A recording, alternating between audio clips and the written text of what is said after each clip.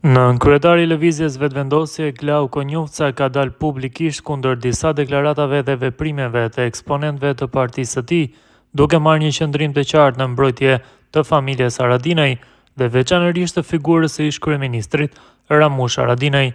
Në intervistën në mbrëmjen e dieshme në emisionin Pressing, Konjufca theksoi se nuk mund të flasë asnjë fjalë negative për patriotizmin e Ramush Haradinajt dhe ka dënuar deklaratat e cilësuara si të ulta dhe të gabuara të bëra nga zyrtari i VV-s në KQZ Alban Krasniqi.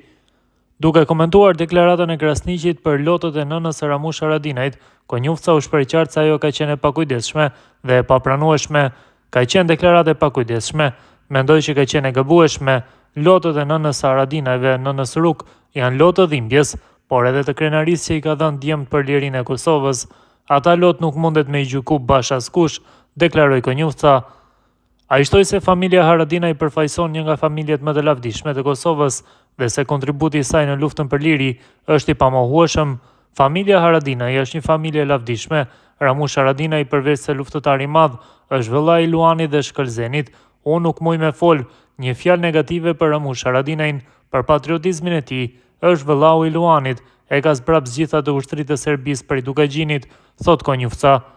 Sipas nënkryetarit të vetëvendosjes, pavarësisht debateve politike që ka pasur me Haradinaj ndër vite, kontributi patriotik i kësaj familjeje nuk mund të vihet në dyshim.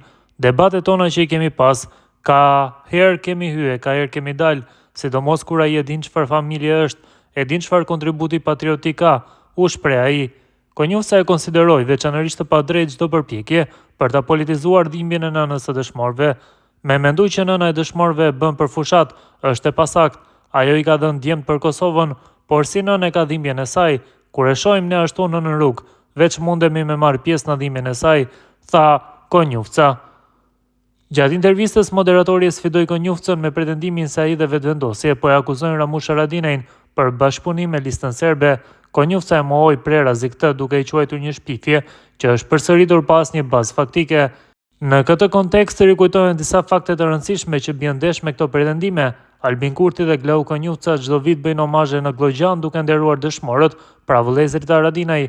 Asnjë figurë e lartë e vetëvendosjes nuk ka deklaruar ndonjëherë se Ramush Haradinaj bashkëpunon me listën serbe, ndërsa mediat që e përsërisin këtë akuzë nuk ofrojnë asnjë fakt. Përkundrazi, ka qenë vetë Ramush Haradinaj ai që gjatë 5 viteve të fundit e ka akuzuar vazhdimisht kryeministrin Albin Kurti si të rekrutuar nga Serbia, akuza këto shumë të rënda, ndaj të cilave Kurti nuk ka kthyer asnjëherë përgjigje.